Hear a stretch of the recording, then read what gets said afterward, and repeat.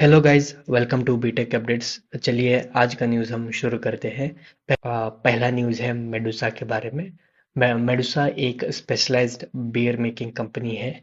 इन्होंने अपनी जर्नी 2017 में शुरू की थी। अब ये जो स्टार्टअप है, इन्होंने 56 करोड़ का सीरीज फंडिंग रेज किया है। अब इनका जो प्रोडक्ट है, तीन चार वैरायटी फोकस्ड बियर्स है इनका। और अब हम थोड़ा सा इंडिया का जो मार्केट शेयर देखेंगे तो जितना भी बियर है या अल्कोहलिक मार्केट है, ये डोमिनेटेड है किंगफिशर हो गया, कार्लसबर्ग हो गया, इन जैसे बड़े बड़े जाइंट्स से। अब ये भी अपना बिजनेस एक्सपांड करने की सोच रही है, जो अराउंड 4 लाख हेक्टोलीटर्स का बियर प्रोड्यूस करेगा।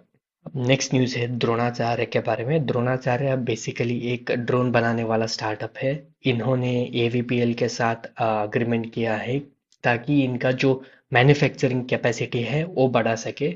द्रोणाचार्य एक पब्लिक लिस्टेड कंपनी है, बीएसई में ये लिस्ट हुआ है। जब ये लिस्ट हुआ था दिसंबर 2022 में 90% प्रीमियम के साथ। अब इसका शेयर प्राइस है ₹110। ड्रोन स्टार्टअप्स जो है आने वाले समय में ग्रो करेंगे ताकि ड्रोन हर जगह यूज होने वाले हैं आने वाले समय में। नेक्स्ट न्यूज़ है मज़ागॉन डॉक के बारे में। बेसिकली ये जो कंपनी है, पूरा भारत का एक बड़ा शिप बिल्डिंग कंपनी है।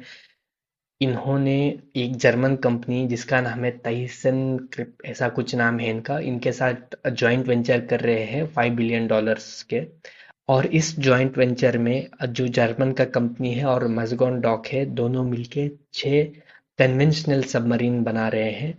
ये भारत के नेवी के पास सिर्फ 17 कन्वेंशनल सबमरीन है जो ऑपरेट हो रहा है, और उनके पास एआईपी टेक्नोलॉजी नहीं है। हमारे जो काउंटर कंट्रीज है, पाकिस्तान हो गए या चाइना हो गए, उनके पास एआईपी टेक्नोलॉजी है, हमारे पास नहीं है अभी तक। और ये जो प्रोजेक्ट है सिर्फ कन्वेंशनल सबमरीन्स का होने वाला है। अब नेक्स्ट न्यूज़ है इंडियन एनर्जी एक्सचेंज के बारे में। इंडियन एनर्जी एक्सचेंज का जो Q3 रिजल्ट है वो डिक्लेयर हो चुका है, और उसका जो टॉप लाइन है वो इंक्रीज हुआ है 14.53% ईयर ऑन ईयर पे।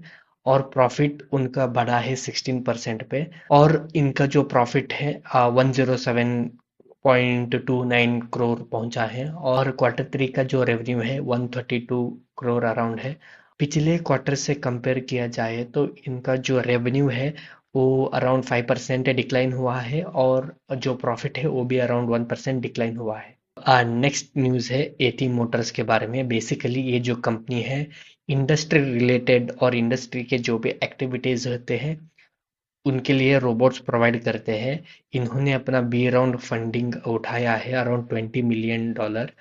अलग अलग वेंचर कैपिटलिस्ट से इन्होंने फंडिंग उठाया है। इन्होंने जून 2023 में सीरीज ए फंडिंग उठाया था ऑफ $10.85 मिलियन का।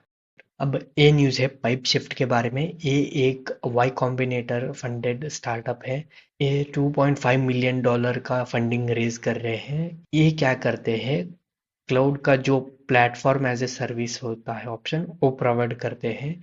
और इनका मेन गोल ये है कि वर्कलोड, अलग अलग सर्वर में जो वर्कलोड होता है उसको बैलेंस आउट करने के लिए इनका एक सिस्टम है, जहाँ पर अलग अलग जो सर्वर्स के ऊपर चल रहा है उसको यहाँ से बैलेंस आउट कर सकते हैं।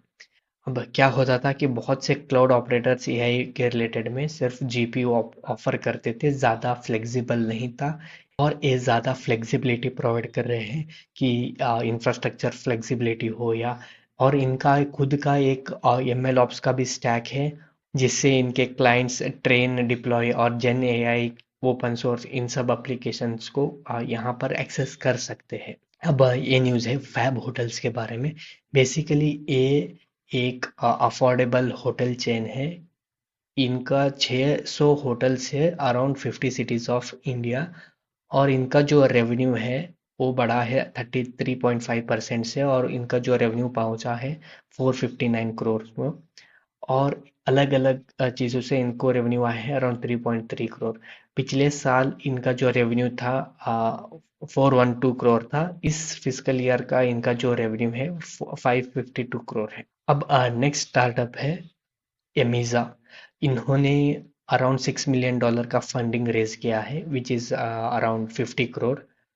ये जो बेसिकली क्या करते हैं, ये warehouse management support provide करते हैं। अगर कोई D2C ब्रांड होगा या स्मॉल मीडियम एंटरप्राइजेस होंगे जिनको वेयर हाउस फैसिलिटीज चाहिए, ये प्रोवाइड करते हैं उनको। सिर्फ वेयर हाउस ही प्रोवाइड नहीं करते हैं, इनको ये पिकिंग, लॉजिस्टिक्स और पैकिंग में और लेबलिंग में भी ये मदद करते हैं।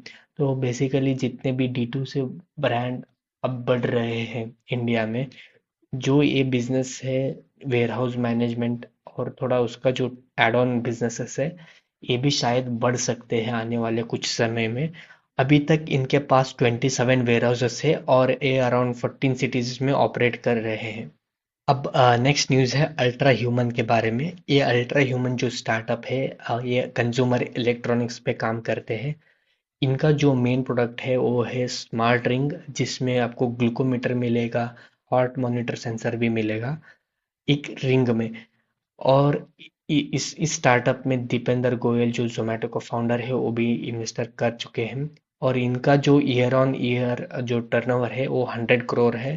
23 फिजिकल ईयर में था वो सिर्फ 30 करोड़ था, और 24 फिजिकल ईयर में इनका जो रेवेन्यू बढ़ा है 107 करोड़। आज का बिजनेस न्यूज यहीं पे खत्म होता है। लाइक कीजिए, शेयर कीजिए और सब्सक्राइब कीजिए।